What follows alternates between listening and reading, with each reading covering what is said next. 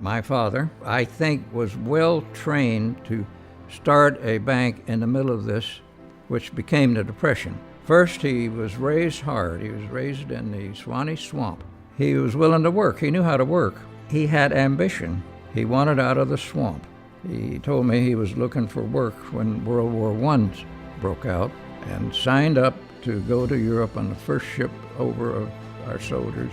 Our soldiers weren't in the war too long. It was over in 1918. All the soldiers were sent home, but my father was sent to finance school. My father, after the war, was sent to a bank in Boynton Beach, or Boynton, to run it as cashier, and that bank never failed. However, all the banks were failing all around him in Florida. And he applied to Comptroller Amos for a charter for a bank and was awarded a charter for a bank in Okeechobee County. So there was my dad in the middle of the Depression opening a bank.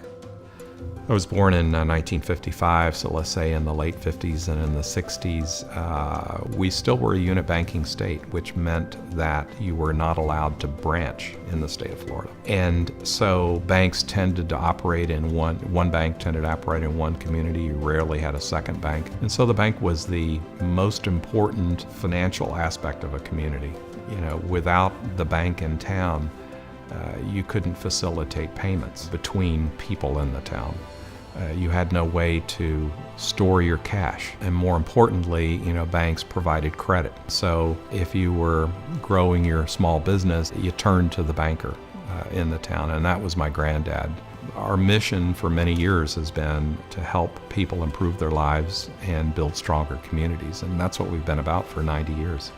That was the foundation, I think, for me as a person that I still think about today, every day.